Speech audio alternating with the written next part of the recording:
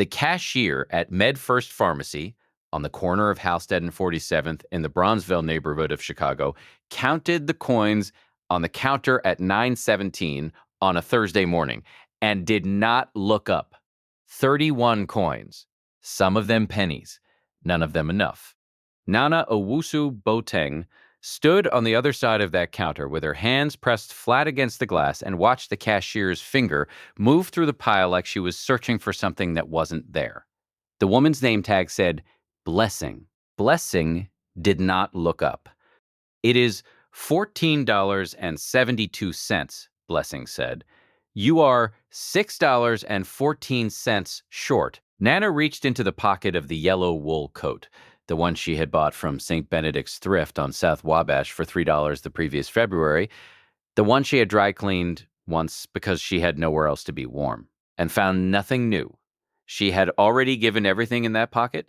She had already given everything in the other pocket. She pressed her hand against the outside of the coat, the way a person presses their hand against a window, hoping for warmth that isn't coming.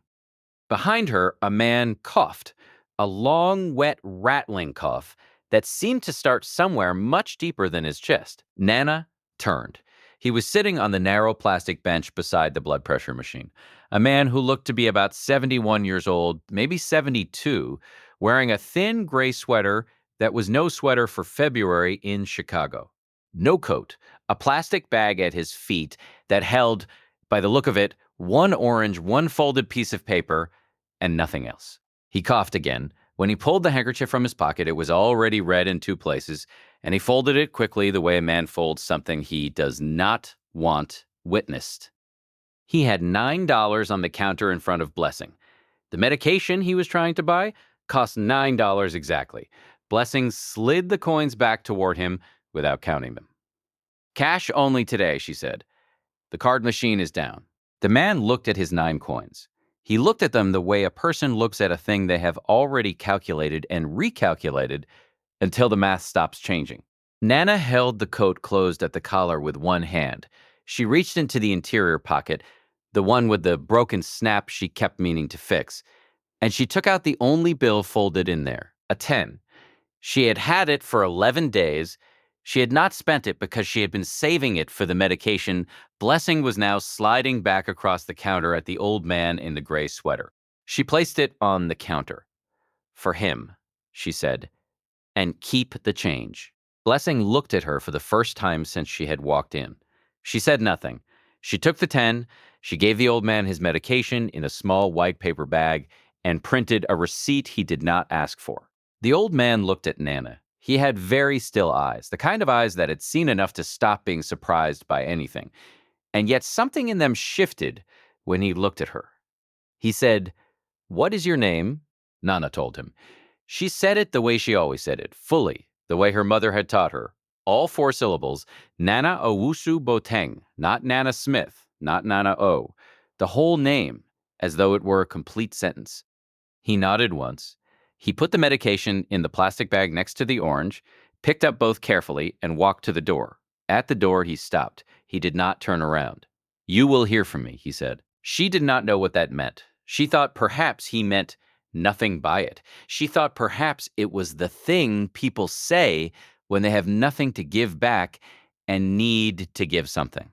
She walked out of MedFirst empty-handed and walked the 6 blocks back to the apartment on West 51st Street, the one she had been renting for $847 a month for the past 4 years. The one with the radiator that knocked 3 times before it came on and sometimes did not come on at all. Her own medication could wait. It had waited before. Nana Owusu Boateng was 49 years old and weighed 118 pounds, which was not the weight she had been 2 years ago, when she weighed 131. The difference was the catering contract that had ended when the event company that employed her for 11 years filed for bankruptcy in March of 2022. She had been doing piecework since, filling in at banquets, church luncheons, neighborhood association dinners, and piecework paid in pieces. She had 3 clients who called her when they needed someone who knew how to feed 80 people with a budget for 60. She had a reputation in the neighborhood that stretched 2 decades. She had a set of knives, 7 of them, that had belonged to her grandmother Adiz, who had learned to cook in Accra before she moved to the UK in 1971, and then followed her daughter to Chicago in 1998. Who had pressed them into Nana's hands 3 weeks before she died and said, "These knives have fed everybody who needed feeding. They will feed you too." Nana kept them in a roll of dark green canvas and never let anyone else use them. She had been offered $200 for them once by a chef at a hotel on Michigan Avenue who had seen her work at a private dinner. She had thanked him and said no. She washed the coat by hand. When she got home, she hung it over the shower rod to dry. She ate the last of the rice from Tuesday and called her client, Mrs. Ajay Mensah, to confirm the Friday luncheon. Mrs. Ajay Mensah said, "Fine, fine, but only 60 people now, not 75, and could Nana keep the same price?" Nana said yes. She did not spend the rest of that Thursday thinking about the old man in the gray sweater. She spent it thinking about how to feed 60 people with a budget that had been set for 45. That had been the shape of the last 2 years. A budget set for one number, a reality shaped by another, and Nana in the middle doing the arithmetic that would make them meet. She had learned this from her grandmother, who had cooked for church funerals in Accra, where the deceased's family arrived with money for 30, and the neighborhood arrived in groups of 112. And Aday's had simply stretched the soup, not thinned it, stretched it. There was a difference, and it lived in the hands. The catering contract had been 11 years of steadiness. She had started as a prep cook at Bright Occasions Event Catering in March of 2011, working the Saturday circuit, weddings, corporate luncheons, retirement parties at hotel ballrooms in the South Loop. By 2015, she was their lead chef on all West African cuisine events and had trained 7 of their kitchen staff in the foundational techniques. By 2019, she was managing 3 concurrent events on holiday weekends. She had never asked for a title. She had simply shown up every time they called and produced what needed to be produced. When the bankruptcy filing came through on a Wednesday in March of 2022, her manager had texted her at 6:47 in the morning, not called. Texted. The text said, "Company closing. Final checks by mail." Sorry, Nana. She had been standing in the kitchen of the apartment on West 51st Street making tea when the text arrived. She had read it twice. She had finished making the tea. The checks had arrived 3 weeks later. Hers was for $1,104, her last 2 weeks of pay, and what they calculated as her severance. She had cashed it at the currency exchange on Halstead because her bank account had a $12 monthly fee she was no longer able to justify. She had paid February rent, bought groceries for the month, and put $200 aside. The $200 lasted 5 weeks because she stretched it. Piecework had kept her alive, not comfortable, alive. The church luncheons paid $80 for 4 hours. The neighborhood association dinners paid $120 for the day. The private clients who called her Mrs. Ajay Mensah, Deacon Frimpong's family, the Okafor household on South Prairie, paid better but called irregularly. She had learned to track which month each client was likely to need her, to plan her grocery runs accordingly, to find the produce vendors at the 61st Street Farmers Market who gave a quiet discount to the people who bought every week. Regardless of their budget, she had learned to need very little. What she had not learned, what she had refused to learn, was how to stop feeding other people. When Mrs. Ajay Mensah's daughter came home from the hospital in November after a surgery that had taken longer than expected, Nana had shown up with a pot of light soup and a container of rice that she said was extra from a job, which was not true. When the family on the second floor of her building lost their electricity for 4 days in January, she had cooked on her own stove and passed plates through the hallway, saying nothing about it to anyone. Her own medication, the blood pressure prescription she refilled every 30 days at MedFirst, had been skipped twice in the last 6 months because $14.72 was $14.72. And sometimes there were other things that cost exactly that much and mattered slightly more. That was the week the $10 had become the last $10. Not through carelessness, through a very precise series of choices. each one of which had made complete sense at the time it was made. 3 days passed, then 5, then a week, and 3 days. During those 11 days, she thought about the pharmacy counter more than she expected to. Not about the $10, about the old man's stillness, about the way he had held the handkerchief. There was a precision to the way he had folded it that registered somewhere in her mind as the gesture of a man who had once been careful about everything and had remained careful even when it stopped mattering. She recognized that kind of care. She had seen it in her grandmother's hands. She had seen it in the way a day's folded napkins at the end of a long kitchen day. Slowly, corners meeting corners, as though the cloth were still waiting to be set on a table that mattered. The Friday luncheon for Mrs. Ajay Mensa went well.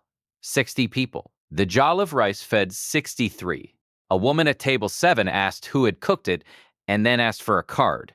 And Nana wrote her name and number on the back of a grocery receipt because she did not have cards. She got home at 7:22 that evening, and her feet hurt, and the radiator knocked 3 times and did not come on, and she heated water on the stove and soaked her feet in a basin and ate crackers with peanut butter and told herself that the medication could wait 1 more week. It was on the morning of the 9th day, a Saturday, that she saw the name. She had been at the 61st Street Farmers Market when she overheard 2 women at the winter vegetable table talking about the Mensa Group's annual community luncheon, which had been held at a church on South King Drive the previous spring. One of the women said that the chairman, Mr. Emmanuel Mensa, had attended personally, which he apparently had not done for 7 years. The other woman said she had heard he was ill. The first woman said she had heard the same thing.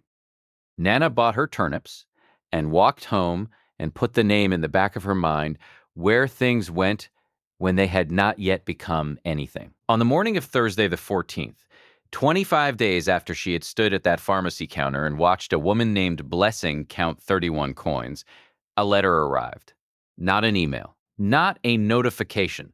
A letter, the kind with a wax seal, pressed into ivory-colored paper thick enough that the envelope made a sound when she set it on the kitchen table. Her name was written on the front in dark blue ink, each letter formed with the kind of deliberate patience that had mostly left the world, all 4 syllables. Nana Owusu Boteng. No apartment number, just the address on West 51st Street and her full name and the knowledge contained somehow in those 12 letters that whoever had written them knew exactly who she was and exactly where to find her. She stood at the kitchen table in her house slippers for a full minute before she opened it. The letter was from a firm called Danso Bright and Associates with an address in the Cantonments district in Accra, Ghana. It was signed at the bottom by a woman named Pauline Danso, senior partner, and it contained a single paragraph that Nana read 4 times before she put it down. She was being invited to attend a private meeting at an address in Evanston, Illinois, on the coming Monday at 10 a.m. The letter did not state the purpose of the meeting. It stated only that her presence was requested, not required, not summoned, requested, as though she were being asked a question she was free to decline. It stated that all travel arrangements had been made and that a car would arrive at West 51st Street at 9:30 a.m. It stated in the second to last sentence that the man who had requested the meeting had specifically asked that she bring, if she was willing, her grandmother's knives. If this story is already sitting in your chest, the way I think it is, stay with me. Because what Nana discovered when she walked through that door in Evanston on Monday morning is something that changes every part of what you think you understood about that pharmacy counter. She almost did not go. That Sunday night, she sat at the kitchen table and looked at the letter for a long time. The radiator knocked twice and then went silent. Outside the window, the street made its regular sounds, a bus on Halstead, 2 voices moving past at speed, the hiss of car tires on the wet asphalt that meant the temperature had dropped back below freezing while she was sitting here. She turned the letter over in her hands. She thought about the things that could be true. A firm in Accra knew her grandmother's name. That part she could not explain away. She had never published that name anywhere, had never mentioned her grandmother in any document or application or online profile. The firm knew about the knives. That part was harder. That detail belonged to a small circle of people. Her mother, who was in Kumasi, Mrs. Ajay Mensah, who had seen the knives once at a private dinner 2 years ago, and Constance at the farmer's market, who had heard Nana mention them the way you mention a thing you love without thinking, the way the name just arrives in your mouth. She thought it could be nothing. She thought it could be something with a cost I have not yet seen.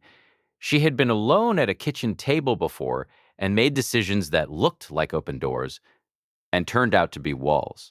The catering company, 2 years of feeling settled, followed by a text message at 6:47 in the morning. She had learned to look before she moved towards something, but the name on the letter was Owusu Boteng, the same name on her grandmother's knives, the same name she had carried her whole life, 4 syllables, fully the way her mother had taught her. It was not a common combination. It was not something a stranger assembled from a public record. She folded the green canvas roll. She set it on the table beside the letter. She went to bed at 11:14 p.m. and lay there with her eyes open for a long time, listening to the street sounds and the absent radiator before she stopped thinking and slept. At 9:29 a.m. on Monday, she was standing on the sidewalk in a yellow wool coat when a black car with no markings pulled to the curb. The house in Evanston was on a street where the trees had grown over the road so completely that driving under them felt like entering something. The house itself was not large by the standards of the street. It was a gray stone building with dark windows and a front garden that had been allowed to grow according to its own preferences, lavender pushing through the iron fence, something with small white flowers climbing the gatepost. A woman named Mrs. Asante opened the door. She was perhaps 65, wearing a blue dress and a pair of reading glasses that she removed and held in her left hand. And she said, Nana, the way a person says a name they have been saying for a long time in a conversation that was happening before Nana arrived. She was taken to a sitting room with a fireplace and a window that looked into the garden. The fireplace was lit. On the table near the window, there was a pot of ginger tea and 2 cups, and beside the cups, a ceramic plate with sliced mango that smelled like it had been cut that morning. The old man from the pharmacy came in from the hallway. He was wearing a proper suit now, dark charcoal, well pressed, and he moved with more steadiness than he had in the pharmacy, as though the medication had done what it was supposed to do. He was carrying a folder under his arm. He sat down across from her, and he looked at her with those same still eyes, and he said, Thank you for coming. His name was Emmanuel Owusu Boteng Mensah. She heard the surname first, then she heard the middle name, then she heard the first. He watched her face very carefully. I was born in Kumasi, he said. My mother was from the Owusu Boteng family in Kumasi before she married. I left Ghana in 1974. I came to the United States in 1979 with $400 and a suitcase that weighed 22 pounds. I built something here. I have spent 47 years building something here. He paused. He placed the folder on the table between them and did not open it. I have no children. I had a wife. She died in 2009. I have been looking for the family I left in Kumasi for 12 years because I wanted to do something before I stopped being able to do it. He put one hand on the folder. The firm in Accra found your mother's family 3 months ago. Your grandmother, Adaze. She died in 2011. Yes, Nana said. I knew her, he said, when we were young, before I left. She was, he stopped. He started again. She was the first person who ever fed me when I was hungry. When I was 7 years old and I had walked 4 miles on a Tuesday in the rain and I had nothing and nowhere and I knocked on a door, she opened it and she fed me and she never asked why I was there. She just fed me. He looked at his hands. I have thought about that meal my entire life. I have thought about the woman who made it. I looked for her for 12 years and I found her granddaughter standing in a pharmacy in Chicago giving away her last $10 to an old man in a gray sweater. Nana did not move. The knives, he said, Did you bring them? She placed the green canvas roll on the table. He unrolled it slowly, the way someone handles a thing they are not sure they have the right to touch. He looked at each knife in turn. On the handle of the third knife, a small boning knife with a handle of dark wood, there were two letters carved into the wood, very small, very old. A.O. Ades Owusu. He pressed two fingers against the handle. For a moment, he said nothing. He rolled the canvas back up, slowly and carefully, and pushed it back across the table to her. Then he opened the folder.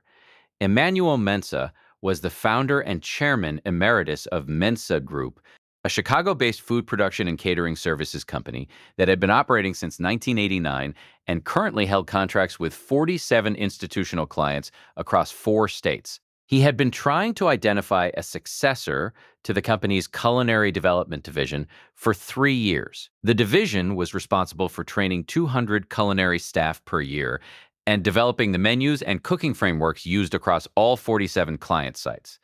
The previous director had retired in September. The position had been open since October. Inside the folder was a letter of appointment. The title was Director of Culinary Development, Mensa Group. The salary was listed on the second page. Nana read it once and then put the page down and looked at the fireplace. I am not offering you this because of what you did at the pharmacy, Emmanuel said. I am offering it because I watched you from this house for 2 weeks before that morning. Mrs. Ajay Mensa is a longtime client of mine. She told me about the woman who feeds 60 people on a 45-person budget and never cuts the quality. She told me about the knives. I had the firm in Accra make contact. I was almost certain before I was certain. He paused. The pharmacy was the last thing I needed to know. What was that? Nana asked. That you give when you have nothing, he said. That is the only qualification I care about. The room was quiet except for the fire and a light wind moving through the lavender outside the window. Mrs. Asante appeared at the door. She was holding a plate. On it was a slice of kelaweli, fried plantain dusted with ginger and pepper, and it smelled like something Nana had not smelled since her grandmother's kitchen in 1998. When she was 22 years old and standing at the stove in Adaise's apartment, learning the temperature of oil, learning the moment before the plantain was ready, learning that the best cooking happened in the half second before you thought it was time. She picked up the kelaweli. She ate it slowly, yes, she said. What followed in the next 6 weeks was not a fairy tale, and it did not feel like one. She gave her notice to Mrs. Ajay Mensa, who said, finally, in a way that made Nana laugh, for the first time in 4 months. She went to the offices on North Michigan Avenue for orientation. She met the culinary team, 14 people, ranging from 23 years old to 58, and she walked through the industrial kitchen on the second floor, and she saw a space that had the bones of something good, but needed someone to understand what it was supposed to be. She brought the green canvas roll on her third day. She unrolled it on the prep counter, and she laid all 7 knives out in order. A young chef named Khaled stood beside her and watched. He asked where they were from. She told him. He was quiet for a moment, and then he said, "Can I watch you use them?" "Yes," she said. "That is what you are here for." By April, 11 weeks after she had walked out of MedFirst empty-handed on a Thursday morning, she had retrained 9 of the 14 staff in foundational technique and redesigned the menu framework for 3 client sites. The client satisfaction scores for those 3 sites moved from a combined average of 71 points to 89 points in 8 weeks. Emmanuel reviewed the numbers on a Tuesday and sent her a single email. It said, I knew. The yellow wool coat was still in the closet on West 51st Street. She had dry cleaned it a second time. She wore it on Saturdays when she walked to the farmer's market on 61st Street to find what was in season. She still bought from the same vendors she had always bought from. She still knew their names, and they still knew hers. One of them, a woman named Constance who sold winter vegetables from a table at the southeast corner, had been selling to Nana for 9 years. When Nana told her about the job, Constance pressed both hands to the sides of her own face and said nothing for a long time. Then she put 3 extra turnips in the bag and waved away the extra $1. The radiator in the apartment knocked twice on the last night she slept there, and then it came on. On the morning she moved out, she stood in the empty kitchen and looked at the table where she had sat with the letter for so long. She thought about the old man in the gray sweater. She thought about the handkerchief folded quickly, the 9 coins, the machine that was down. She thought about the $10 bill she had carried for 11 days without spending. She thought about her grandmother who had opened a door for a hungry 7-year-old boy in Kumasi and had never thought to mention it again because it was not the kind of thing that required mentioning. It was simply the thing you did when someone needed it. She picked up the green canvas roll from the counter. She put on the yellow coat. She walked out.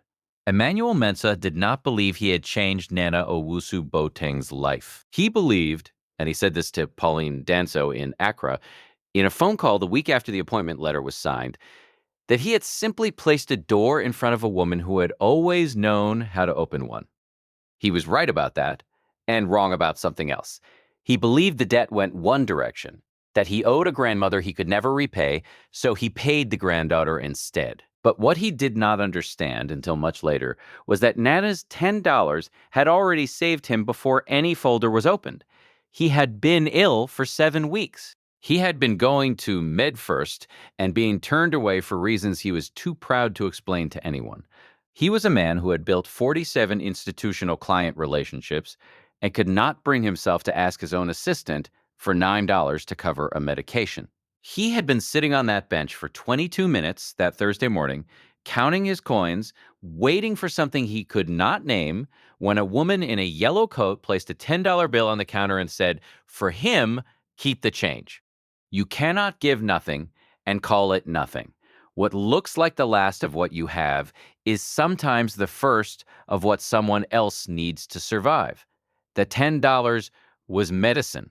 So, was the knowledge that a stranger could see him, not the chairman, not the founder, not the man in the charcoal suit, but the old man in the gray sweater on the plastic bench, and think him worth the $10 and give it without being asked? The world moves quietly in both directions. What you send out in the morning comes back to you rearranged, carrying things you didn't know you were missing. Some people spend their whole lives waiting for the large gesture, the dramatic rescue, the obvious sign, and miss the $10 moment entirely. Miss the coin on the counter. Miss the door with the light still on. Miss the knives wrapped in green canvas that were already carrying the name of someone who had been watching over them for 47 years without knowing it. Nana had a name, a skill, a coat, 7 knives. The woman who had given away her last $10 had never, not once, given away the thing that mattered. Now, here is the question I want you to sit with.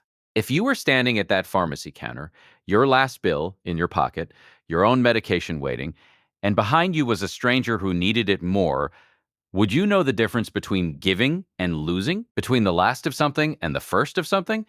Leave your answer in the comments. I genuinely want to read it. Subscribe for more stories about hidden strength, quiet power, and the people the world overlooks until they change everything. I'll see you in the next one.